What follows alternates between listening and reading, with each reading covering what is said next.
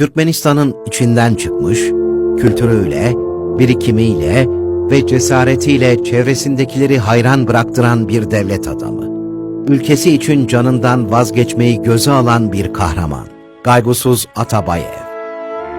Gaygusuz Serdaroviç Atabayev, 1887 yılının rüzgarlı bir Ekim gününde Karakum çölündeki Vaha şehri Teje'nin küçük bir köyünde, Miyane'deki tek katlı bir evde dünyaya geldi.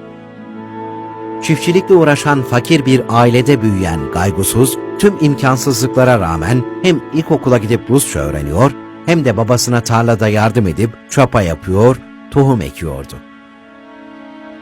Lise için yolu Tejen'e düşen çiftçi çocuğu Gaygusuz Atabayev, okuldaki çalışkanlığıyla dikkati çekti. Paydos zili çaldıktan sonra okulda kalarak gece yarılarına kadar matematik çalıştı. 1907 yılında yükseköğretim için eline tahta bavulunu alıp trenle Taşkent'e gitti. Eğitim fakültesinde öğretmenlik eğitimi alan Gaygusuz, küçük bir öğrenci pansiyonunda arkadaşlarıyla uzun uzun siyasi tartışmalara giriyordu.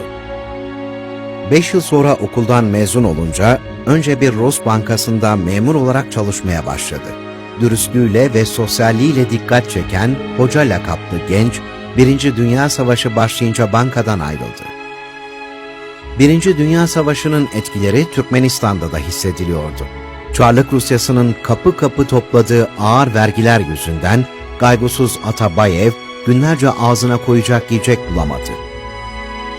Kısa bir dönem öğretmenlik yapan Gaygusuz Atabayev'in kafasında politikaya atılmak vardı. Türkmenistan Komünist Partisi'ne üye oldu ve kısa zamanda yükselerek 1917'de Merv'deki Sovyet asker ve işçilerinin gıda kaynakları merkezinin başına getirildi. Görevinde kendisini kanıtlayan Türkmen bürokrata, Komünist Partisi'nin oy birliğiyle Merv Şehri İcra Komitesi'nin başkanlığı layık görüldü. Kurduğu ekibiyle kısa zamanda tarihi şehri bir şantiye alanına çevirip adeta yeniden yaptı. Komünist Parti'nin en önemli isimlerinden olan Atabayev'in aklında daima Türkmenistan'ın kendi kendini yönetmesi vardı. O sırada Hive'yi ele geçirip Sovyetlere karşı direnen Türkmen isyancı Cüneyt Han ve arkadaşlarına gizlice destek oldu.